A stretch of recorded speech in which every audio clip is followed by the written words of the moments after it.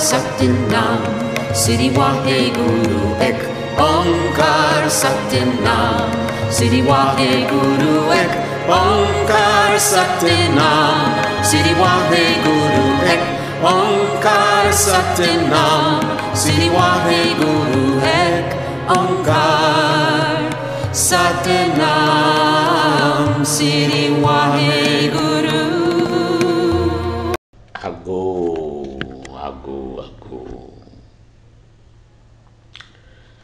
Miawe Zonva, émission Lumière sur Ombre. Et Kimbweni m'a dit le connexion du quoi. Nous keje ye mi wona beni konwanyi mi sona wona donasi ni amlima ni nyanko ke ni mi ayone o mawa mi agropo be amlima oh amlima mchavalo eji kudo anyigba be woto ye mchavalo mawu ke wo de sia de ye de pe mu weyo mawu ke sona nono mere pepe ye be potana mi abe khoserawo le khosera pepe me eni gome do pe anyi na de sia de mawu ke nyagbe mu le cha avalo mawu ke ye mi yona nko ne va mi matenya yovo gbede o mu le cha avalo mawu ke wona mlima mawu ke le yintodo kwesi mawu ke yenyi se wo khihia mchavalo to togbe uji mchavalo to anyigbangan ke jimi le zon ye mchavalo to khosera de pepeji soje etokoko elan vode o amepeto pomea egbegbe magbe miomio la nyigban de sia de ko de be cheche ko ba mrema wa ago do mi achilo mo do ago bere ma bio mi gbe mi adogbe mi na mi awenyi kan re pepe e mi awenyi agbele nu vanvan kuma mi miawenyi jijinya obe jijinya ye jijinya la mesi enti mvale biomi gbega popo ya me chavalo anyigba le kotare pepe me le humbore pepe me le fada me pastor me islam me hindu me buddhism be mi do gbero gbe me na mi na ma che ne ma ponu po ma do gbere ka egbe ken le do ya gbe gbongbonde voi mi anto mi adogbe ke yin gbongbon be gbe ye mesia me ke yin gbongbon jo so wo me ba se nko konkon ti to nya ke njagbande lo chaba ya yo miawe gazonva wona ke mi ona be lumière sur ombre. Les andoa et nous kena que keli la clan les victimes ye mi ameke we moto kele nu popo zanu popo wa mi apomo mi azo mi akoka tutu do be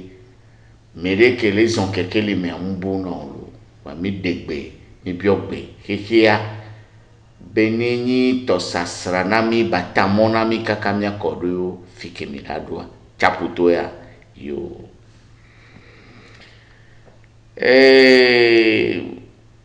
egbe amjibe makasinde keyele kuro miabe ide konu benu nti alo amle mamde unti ejijia ogbona be no medo bonabe voduno amedo bonabe bokono mekenyi voduno mekenyi bokono mekentonyi huno ke oyo be huno yo vovo toto de le nene be nu mea enu bara ojo nyia njibe mi ajagbagba ne mi ade gomi egbekenle do ya de osegbe o omsegbe o mbio gbegbe didi ku gbe madi to file pepe ko chongbele okuna sinu na do na fo anyigba kwa o se o muse o ela odorujo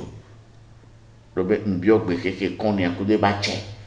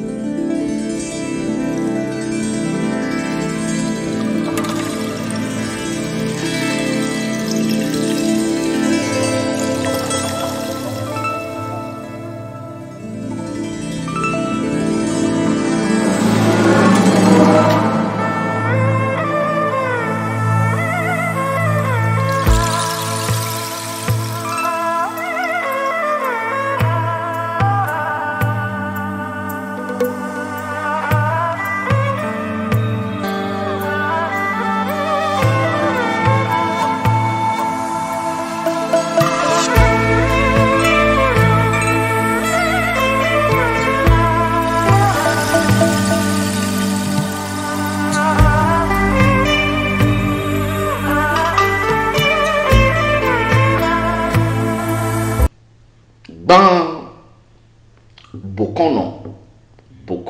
bokono nkenyi bokono nukenyi huno magbrombe bokon to aji ma jeso bokon no gbe yo bokon po to hedea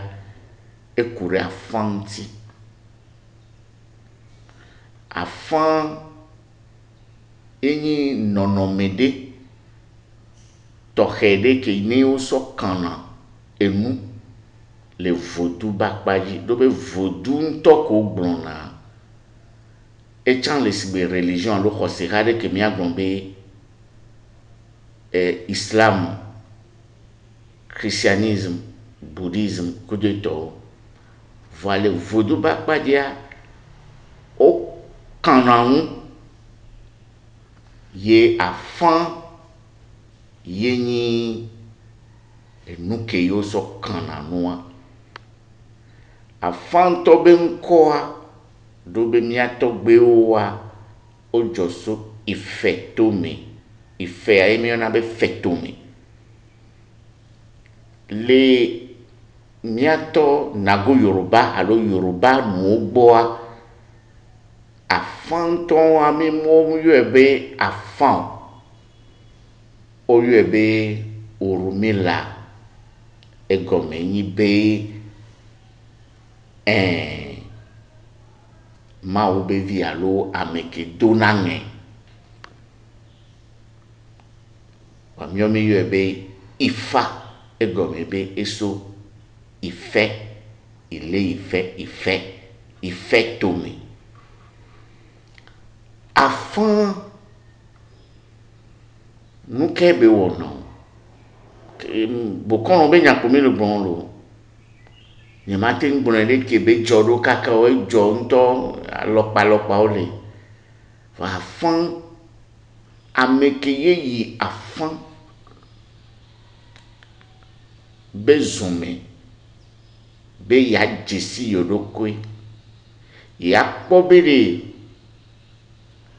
poni kenji ye novama poni kwenyi yo trivi kenji ye novo vodu kewe le tajina yo neya eizun kakave po afan poni kebe teva jesi be taji vodua era gason afan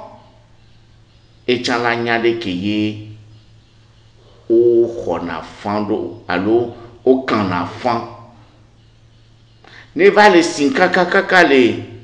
afan kakamea echalate no tobo konko we meye tobo konko we nana fan ame masé gomme be afan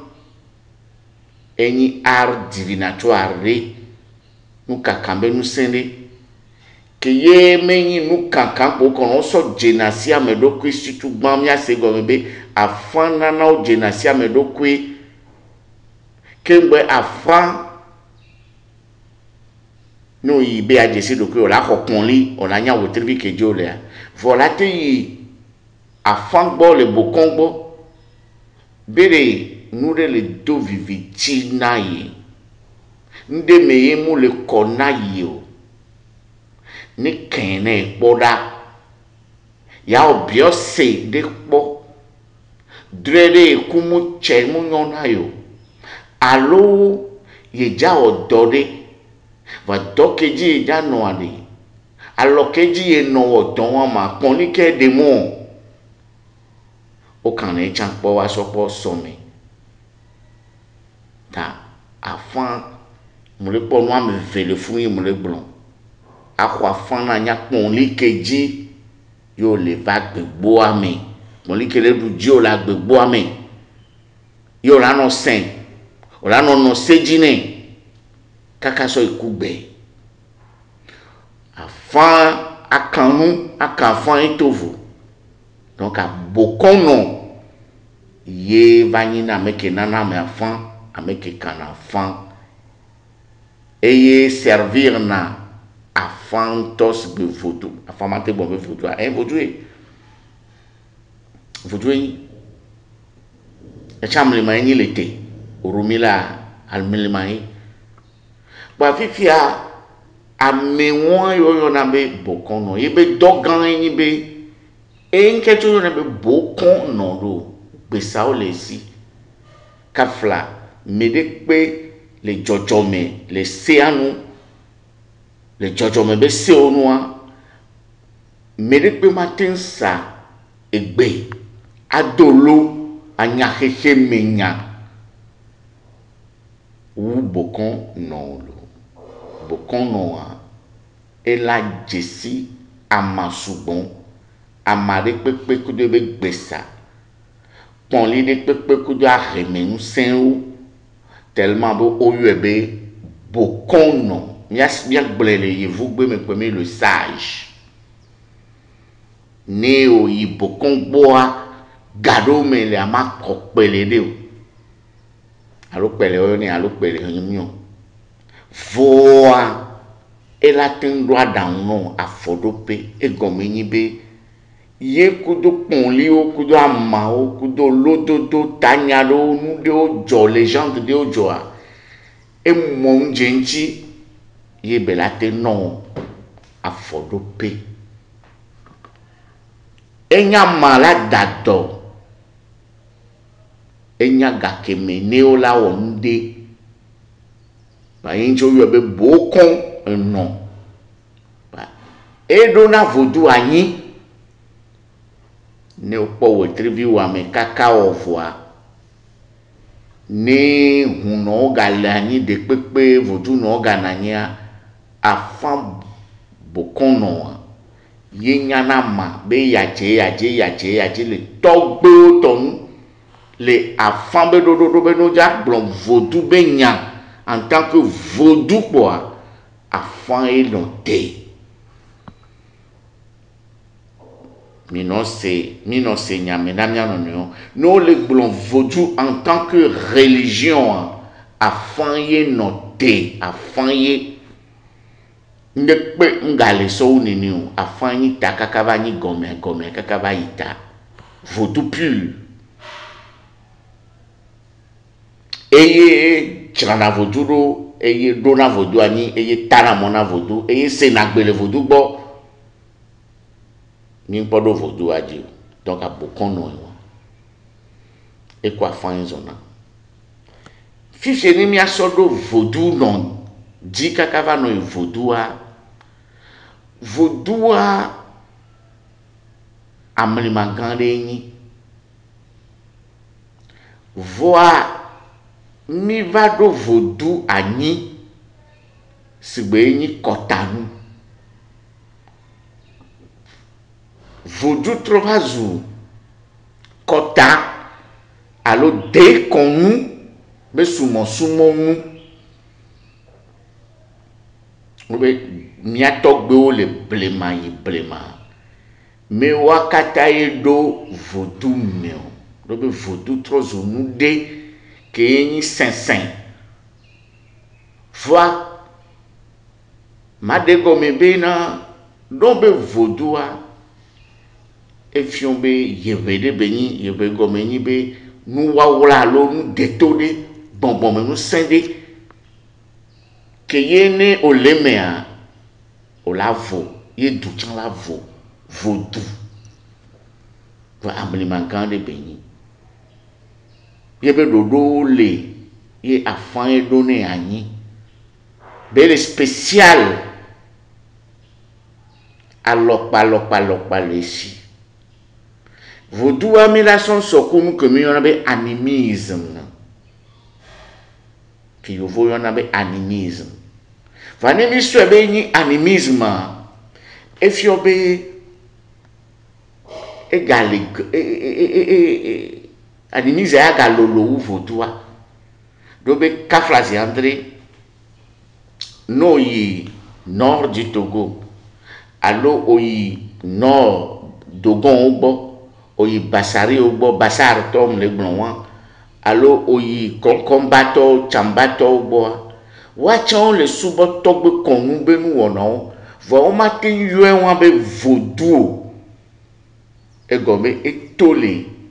vodou nto ba chame oya olo animisme le watoji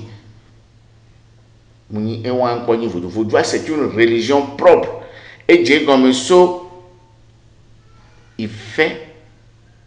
va oyo abeokuta ketu e jole funua e yido kaka tado ajache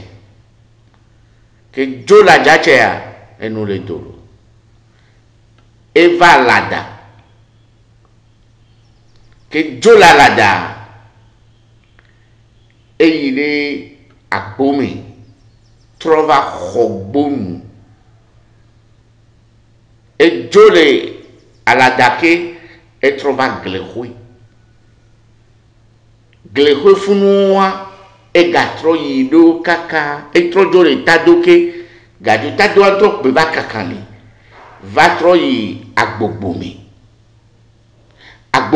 a eveao be kakare ho yin gbanji kaka be yiro genyin gbome flade Ghana kaka yide Côte d'Ivoire be dukodo donc ami agbon be kotaji bo be no muy intérieur kaka de o et vodou e wan voa ameke wile wo animisme wachan ola te so be vodou oni do be ni mi so vodou be amlima wachan lo vodou donc ni o mate nyame po ola ve do vodou me po kotanu benyi dukonu benyi judo be de konu yo sowo dukodo so be yo be togbe o so enenia ni be o buibe o so be yenyi yo be togbe nu wona togbe di khose nu seun ye benyi wato ye ni amelemu ni dukon won me to ni jawe a eje ye weye e gombe e sroin et le roi comme abrombe nini abele va fan ele nkoni nous le bon vodou en kebenyo ban kekiabe nous sen ayapopo e jijaja anigban e tokoko tɔgbe yi nugbe wo nyuie ku vɔ kekem me ne kpe ngagbɔ me nyuie ko so bɔ no awo zogbe me wo le mi le na be no veve ɖe ye adewo xexe me nusẽwo elã ɖewo agbetɔ le agbetsã wo subɔ nɛ donc ɖoɖo le ŋuti vodzu vovovowo le dzɔku xexe vodzu dzɔsɔ agbetɔ me trɔwo ke ŋgbɔ ye be va le va tɔgbewo kɔnyinyiwo elã kowoe nyi vodzu ati kowoe nyi vodzu to kowoe nyi vodzu ke ŋgbɔ ye vodzu ŋutɔ ko agbetɔ ɖo ɖe anyi ebo vodzu aze vodzu eto vo na ze ŋutɔ vodua nene be ɖe kode ɖe ŋutɔ le ŋuti kom ye wo mu sɔ do me o ma te nye o me nye ame ke ye kafla sandre wuna lã na ati ɖe ko kpe ƒona hu dona la alo wɔna tɔgbenu le Afrika me tɔkpoa ye nyi vodzu lo animisme le vovovovovovovovovovo eke mi le yɔ be vodua afanu Yoruba nu gbɔ be so kaka va to Benin me kaka va Togo Togoa be va gbã le keke me trɔ va Benin ake nu le do na ta do lo tɔgbe anyiwo keke vodua be nyae wa nu ke ye mi le yɔ fifi be no gbã mia yɔ nke nyi hua ele vodu me vodu le hu efio be amede la nyi huno la ga nyi vodu no to be vodu no to vo na huno mi se go me nwede hua mbrona be na wetrivi amesia me nyi huno na edokwe amesia me ahun le taji hun le tajia yenye nuko khoso feto me mawo me ngba be feto me mawo me benyamlima le kudo medo la yo be esedo ame kudo ame be taji voduo keke won be ko le gbon mu le kota de pepe me mu le de ko mu de pepe me nyi mawu la meme nyi mawu la meme o gba be hun le taji mawu kele o me yo na be hun le taji me de npona hun me de npona hun so wu amekenento kafla ziandrin o gba be pon he to anto la pe be hun e lo la nyam ke jo e lo la po e go no le kaka no po nke jokudo wa aheme poni o la tin ko vodu o la li vodu no ati e o la wo de pe ko la po hun la pro ito la pro yave o la blata no la dojo no o la do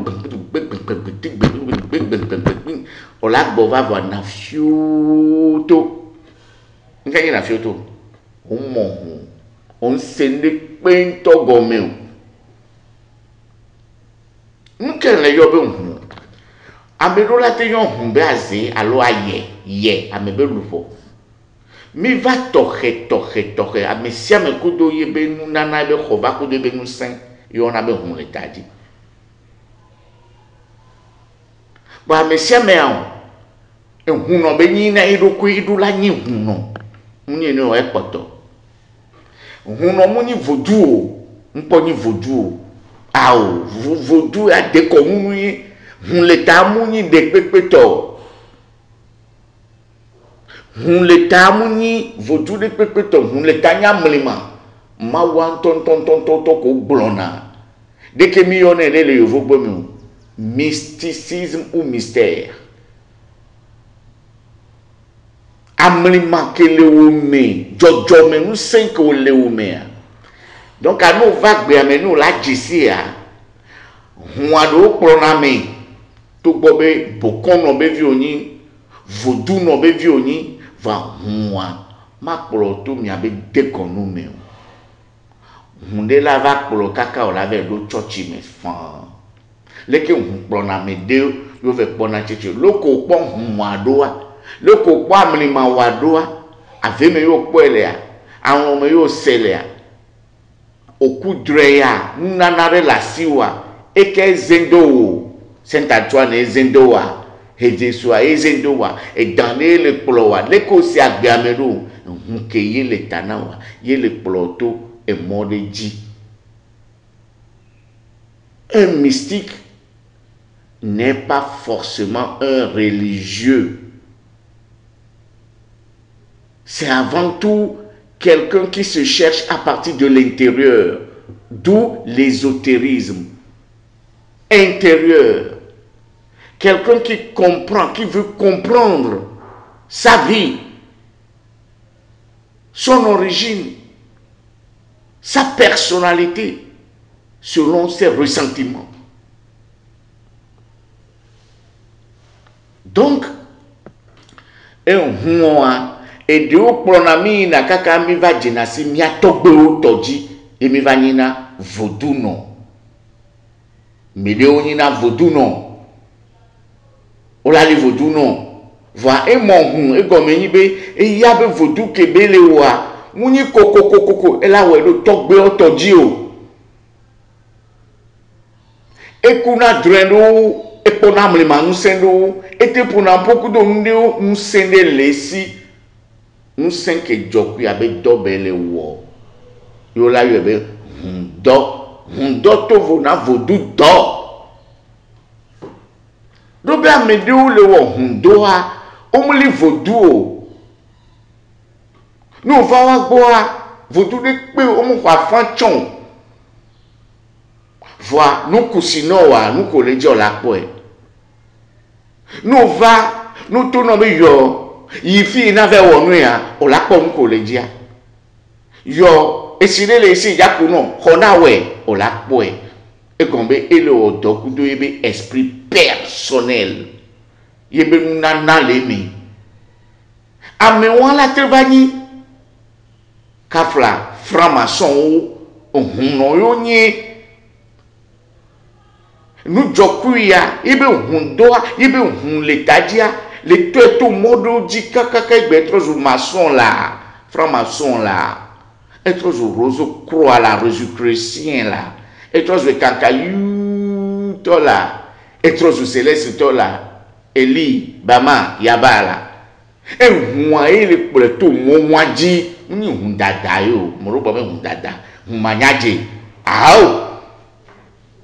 Amele ameye ni yo blona. Ame yenyi Obea if ya no de amede ke nde le dompona eleka kaso ele jeba gbe kaka yebe va le mon jevodunti ele potogbe odo libe mo to enyi be togbe mondia no be ni voa eve weto vodu padi lo be no de la teni vodu no voa amede ke mu jesi ye dokyo munya nu ke wo be po be de ko mu lo to pe ni po ma wo do to me wa avodu no yi ame wa avodu no e o nya o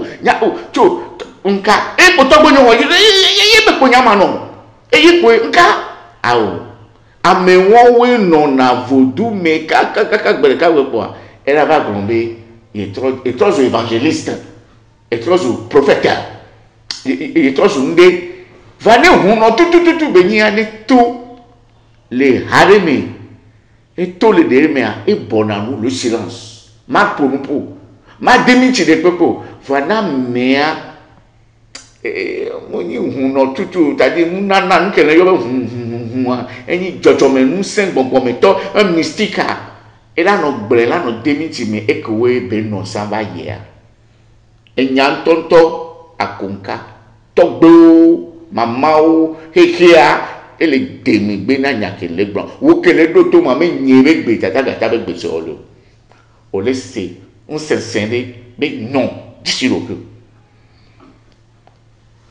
Peu importe ta religion, tu as un don, tu as un pouvoir.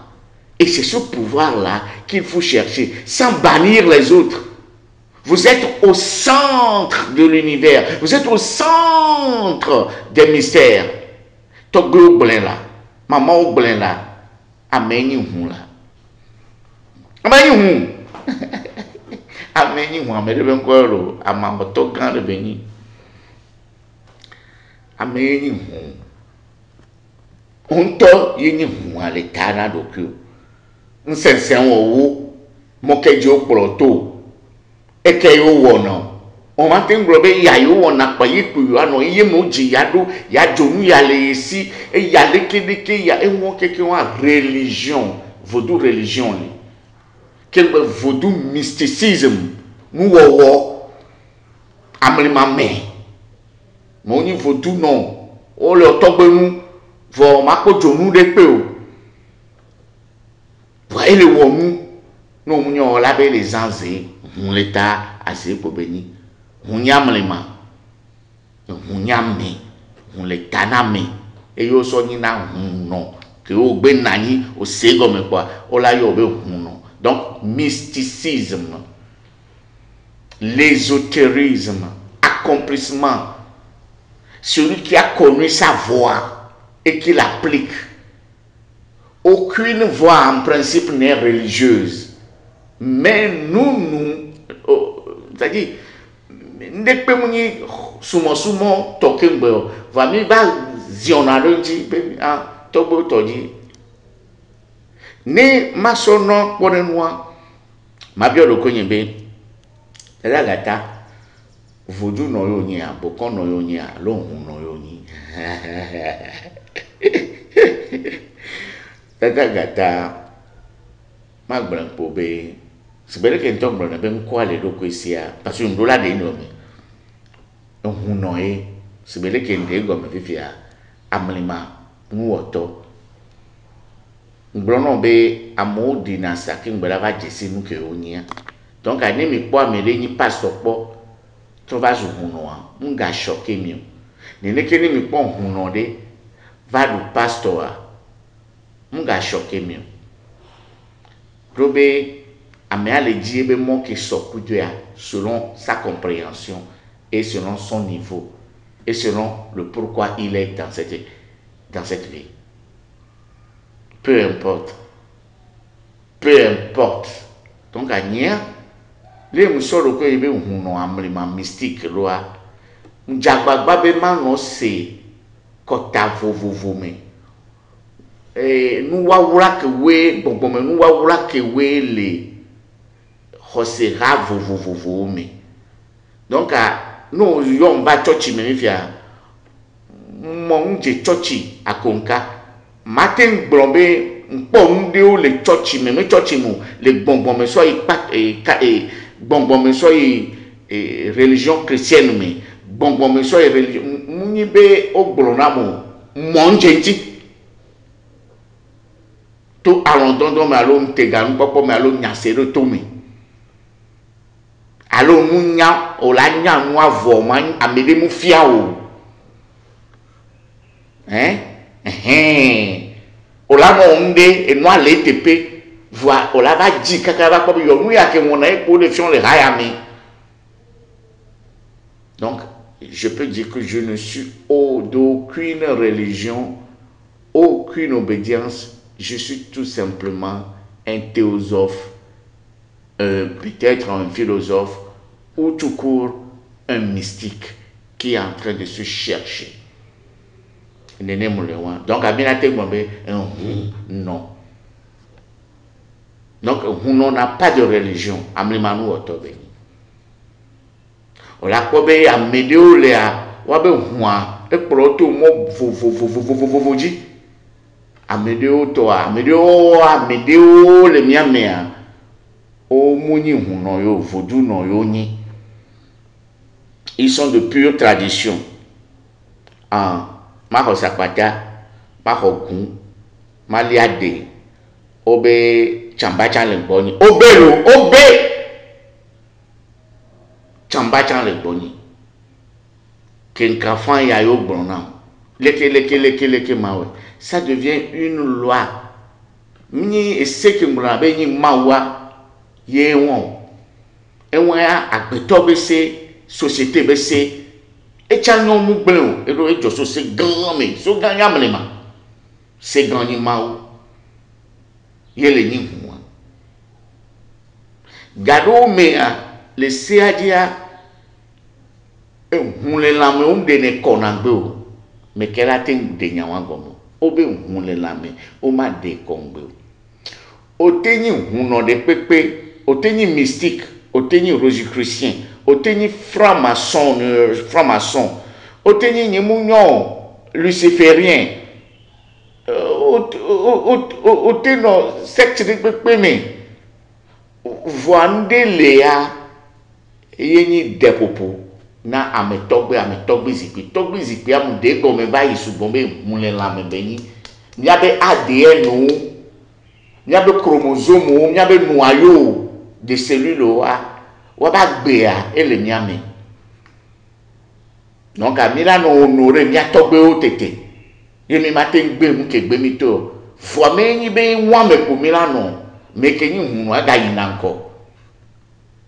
e ga jine yinanko ni matin Africa to po mabe bombe fifia nyenga ni Africa to donc ola ko be no le yin ko le hundo me a ola no ko buo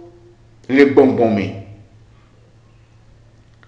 ngbre le mission me be ni o le ko initiation no ko initiation ésotérique e gombe le me a ni bonbon ne va na wa chea e la do ibe nkono yo nto re kapo la nye ye nko wa no yo ya nu lajo ye ne o ja dogbe da yo la no yo nko won na on to do ki o le eme yo la se nko agome yo na ba aheme nko re kape mo na mesi o esuna bon plus esubon o yo la tiboa o yo le pegboa o yo le fia epo le vodiame donc à Midola tenkaka do heheai. C'est ça le mysticisme. Donc il y a vie que ndibe magbon na nyebakro enyibe nya senuo gome mais kenyi bokono la tenani vraiment et comme le kanu kaka nous la no zembe la no po nous la no pour ne bela no se et la no jendo gome amewa o simplifier na obeno les church méchants hundole e gombe church ya ni mission catholique vivia amedio do don vovo Saint Antoine be donc be doa mais ni donc yeno Sainte Thérèse de l'Enfant de Jésus allo ni munyao ou le vovo agbeto ko ni no agbea yo tozo nowe amlimanu wo to yo ni donc ale kotade pepe me amlimanu le kengbe ha hotole amlima wo to wo ni na ye egbe me ami abeke ye le kokolo egbon enu kodo enu ji ye be dojo nu be do fofoji na mu so mu le tu ani ba chi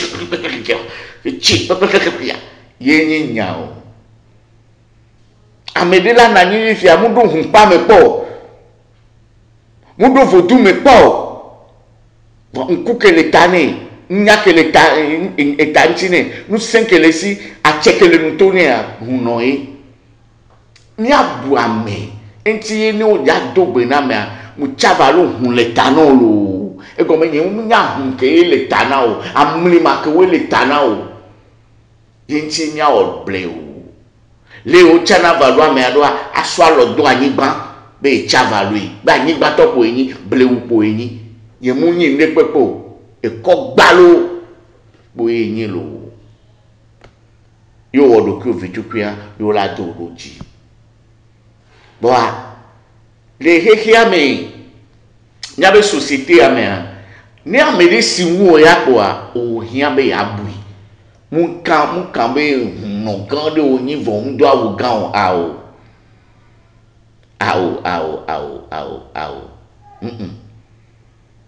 mon camp ni a me asin le peme no gado no se change aye a bobonné. Ça c'est sur le plan protocolaire. Nene bedola yi. Nene bedola yi wa. Nke nabe miabe hasoso me kaka so church ya fi de pepe a e ha o ba gbana yin be grade ka me adoa mu do be do onu. Ta flache enye va ni vénérable maître ya. Les vénérables maîtres on l'a fait on les il y a eu à faire pour on les church me on les church me et puis vénérable maître et mujoni njo doit au grand et à monsieur me bobonana va ni huno ça dit que nous nana mo la sinyo nyem jesi kafla nyem do jesi nous senyo et nyem les amu senyo na mede le po li azikpe gan waji voa omu peun onyabe omu le yo mewa ela no kowe garo mu wane mu jaye wa mabu ba ela ba ni bosu na encha okwa donc ola no pare me par exemple ola be yin et nous les dolo on l'avait ni Rosicrucien et on l'a noyé plus de 20 ans voit et on le hume dopé ko la do yo la mo ho on mo po on te we carrément la tole me la va blomber o ame on nya ne pepo be mu sene mu le funu nene que la teni franc-maçon o la no wa me la no yi fa on mo hu réunion ko wona we antima me ko yo le va on le va bon mon nyanto to blomule nene belele hu pa me wa vodu ke mi subona e pe ke mi le subo e ke mi le subo le funu ya munyi nde pepo bon to didi na vana me ko le poya ameke we le sen ameke we le pour ameke we le do rapia ole ye gake mo va le subo ole vo mi o ami ame gbogbo to le a mi nyane pepo tamu on to chame to le vuvu abaga le vodu agbo le jake poko kli yawo to le sagbelo ko wa to gbo sa ya muwa nyon ne pepe nyen so wa ngome to chan o la be yin huno ava o mu yin huno vodu no poni vodu pour les subo donc e ya ke le blon ni mu le blon be na ma blon no mu semu mu le blon no be na re atro agugbo toju ro be ya ke le blon ani amede o ja va blon ko enu de leke minga chime enu de leke mi machime mi atronwo tovo na vodu no huno mu le rosera de pepe mu amle mame ese na rosera de pepe hundoa yenabe laïcité re parce que nous do niveau re là non pas religion pour de ton ne camp pour mine bon famia me bobo to kafla chandre abune to ko mini yenda ba me ko yin ko illuminer wa me ko we le de a o po be obe mi dura no bunya no le nya be ha so so vo enya le ponya le fia ni matin demiti religion de pe pinto ko brenwa moina vegase na nuke nga planen to et comme be religion de sia de toutes les religions religion hosera de tradia et les sigbe organe de benina amegbeto c'est-à-dire mawa mi aso ekobe kusu kakore beni nde pepe sogbele nti ne islam ni abodu citoyen a tamunyo wa abomio to a christianisme et tamunyo ento be tajia eni exemple le bon e be taye la nyinke o eni judaïsme ole panya il va formé elle a tenu des connu vaudou et ben quoi Kafla André elle a tenu secte de va dépemou les tovo namao dépé, c'est-à-dire aucune religion n'est hors de Dieu et il faut comprendre Dieu. Quel que soit les sectes, tout là, c'est Dieu. Faut noyer nos nyamao là, ola mohun. Ola se hun gomi. Ye o mani chochi tok wala yi gbedo da pe pabe yobe ma wa ya so karate na ya dakakato na voduto be mawa e voduto be mawa le gbagba makane mile se ma unyade o le glombe amedo chibome amedo le deke amoro le subotron ne ka pour un mystique misuna alodo na tomu annoncer nous que we gome amekele blonyamo se o nje ma yo amedo be nko e wona npan nam ale gbegbe o la ko be on le blon ma onyo vo le blon khose wa be khose ha be nya ma ou le ke ngbe khose ha o le donc a mekele do ma ou me enti le gbo me hun le ta mu nyi khose ha de peto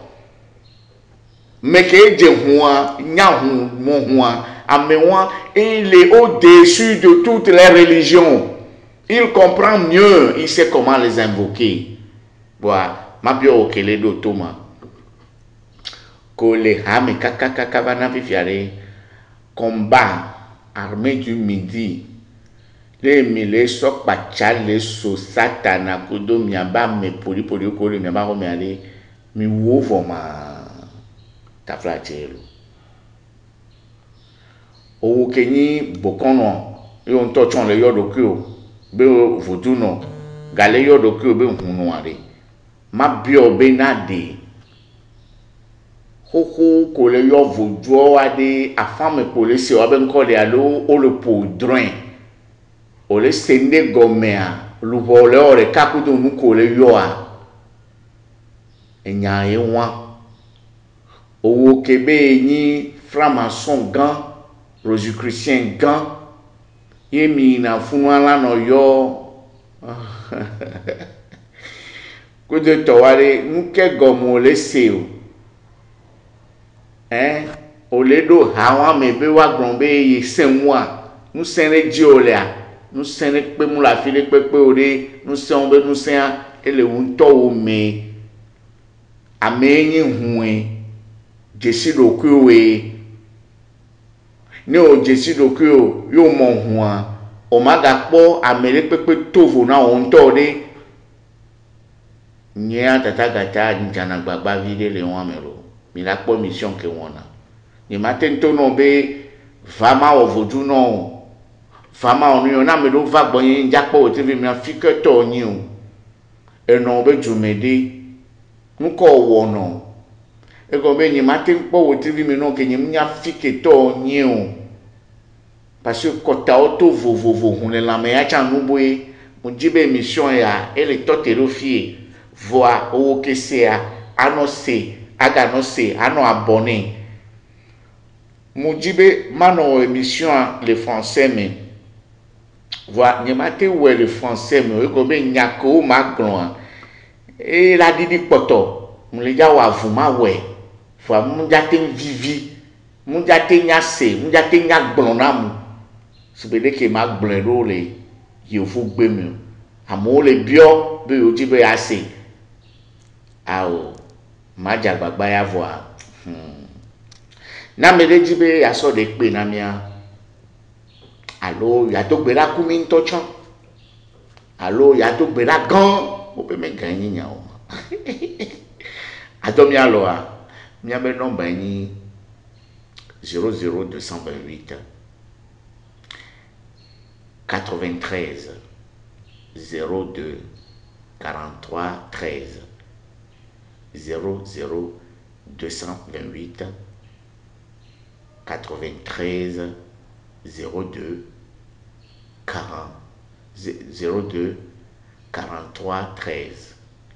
no yo le funua nu ko le di e dron yo ko e nyare le joro dio